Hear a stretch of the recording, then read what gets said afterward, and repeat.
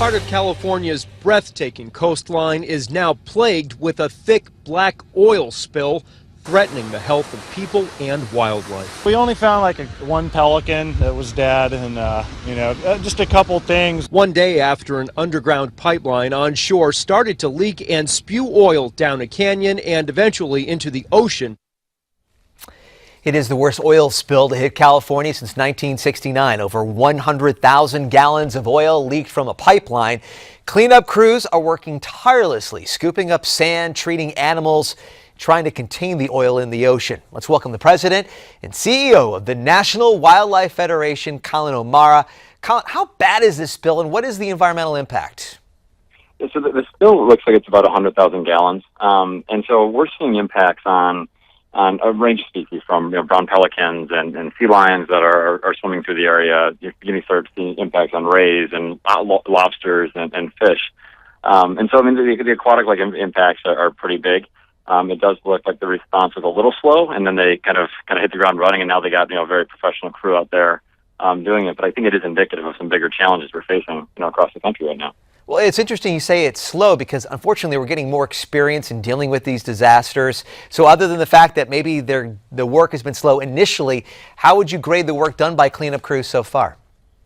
I do think that once the crews were kind of on site and the booms went out, the professionals did take over. And unfortunately, as you said, we have kind of learned our lessons through some of these. The challenge is with these kind of cleanups, though, you only end up recovering 10 to 20% of the oil. I mean, a lot of it winds up being kind of mixed into the system and not really getting it for years to come.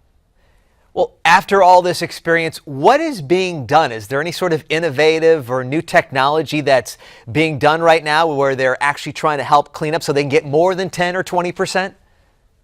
I mean, a lot of it is still skimming the surfaces, but I think unfortunately there hasn't been much technological involvement there, and there really hasn't been as much, kind of the less high tech. Kind of maintenance of a lot of these systems. I mean, this pipeline's only 30 years old. I mean, for it to rupture, it was built in 1987. We got pipes running across this entire country that were built, right after the boom after the Second World War.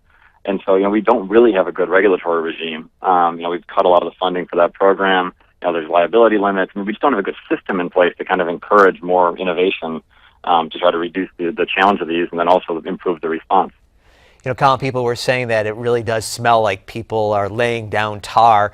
And so obviously there's a lot of short-term effects, the smell, the effects of tourism in Santa Barbara, the effects on the wildlife. What are the long-term effects, though? What damage has been done?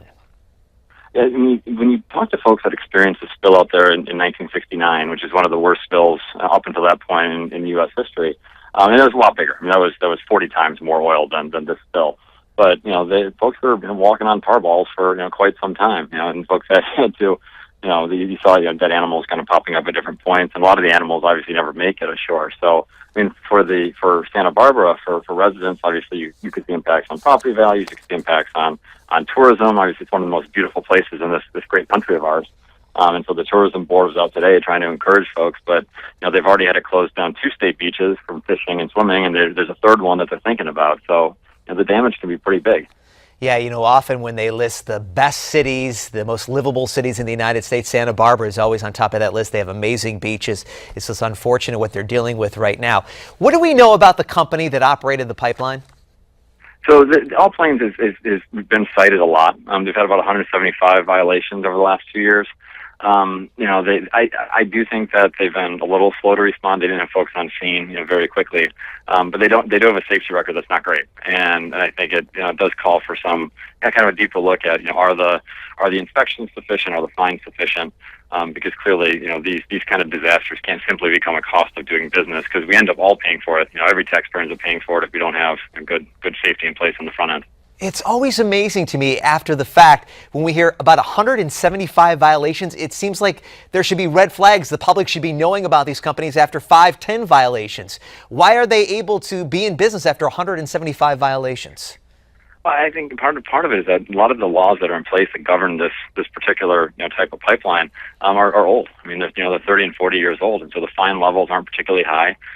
This has fallen into the category of discretionary spending, and so when Congress adopted the sequester, this agency got hit pretty hard. They haven't had a head of the agency for more than a year. They've had they've had kind of a lot of turmoil in that shop, and so when you cut back on the inspectors, and you don't have good fine limits, and then there's also pretty low liability limits. So all that kind of creates an environment that it doesn't really incentivize the companies to be a little safer than they probably should be. So I think it's something that I'm just hoping that this isn't just about Santa Barbara, right? We saw a spill in Kalamazoo, Michigan not too long ago. We had the spill in the Yellowstone River up in Montana. We had issues in North Dakota just a couple of months ago. Obviously, the BP spill was 5 years ago. I mean, we've had a lot of these, and we're not against oil. We just think we can do a lot better as a country to make sure these things are safer, so not hurting communities and wildlife. And there's another one right now. There's a 70-year-old pipeline that goes under the Great Lakes in northern Michigan. This place called the Straits of Mackinac that I'm really worried about. It hasn't been inspected. It's pretty corroded right now. If that leak, I mean, can you imagine impacting the Great Lakes with a massive oil spill? We're just not taking this stuff nearly seriously enough, and I feel like we're not learning the lessons as these things pop up every 3 to 6 months. Collin O'Mara is joining us from the National Wildlife Federation from Washington, D.C. Tell us about your organization. Are you guys working right now to maybe prevent future disasters from happening? What kind of legislation is out there so that we don't repeat the history that happened recently off the coast of Santa Barbara? Yeah, so when the spill hit, we started working with some of the state agencies and local agencies to make sure that we had people on the ground responding. And the California response, as I said, was slow, but then it got really good. We're working right now with a lot of members on both sides of the aisle in Congress, trying to look at some of these limits that haven't been raised in a long time, trying to just tighten up some of the requirements. The scary thing from folks that think that we should be learning our lessons is that there really hasn't been any legislation to improve standards after the BP oil spill, which obviously went on for 87 days. We saw that horrible camera coming up, day after day of oil just coming out of that well. And so, I mean, if something like that didn't turn the political tides, I'm not confident that this individual spill will. But all the places we've had. I talked about Michigan, and talked about things in North Dakota and Montana, and Arkansas had a horrible one a year and a half ago. I am hoping that this becomes a nonpartisan issue where we just need good standards. I think if you put good standards out there, the companies will rise to the challenge. If you have good fines, some kind of credible carrots and credible sticks, I think we can make things a lot safer so we don't have to keep having these kind of stories in the future. As hard as these cleanup crews are working, you mentioned it earlier in the interview, only about 20% of the oil is actually taken off the site. A lot of that will just be moved into the ocean. Are there any natural filtration methods, or is there anything that the planet does to kind of cope with these ecological disasters? I mean, the chemical composition of this kind of oil, it will degrade, but not quickly. I mean, a lot of it will wind up in mats on the ocean floor, which then creates a whole different set of ecological challenges. For things like smaller photoplankton and things smaller in the kind of food chain, kind of the web of life, if you will. And so it really doesn't go away. So it'll continue to come up. You might see like little tar balls here and there. I was just down in Louisiana, and they had about 20,000 pounds of oil that just came up onto this East Grand Terre area down in the bayou.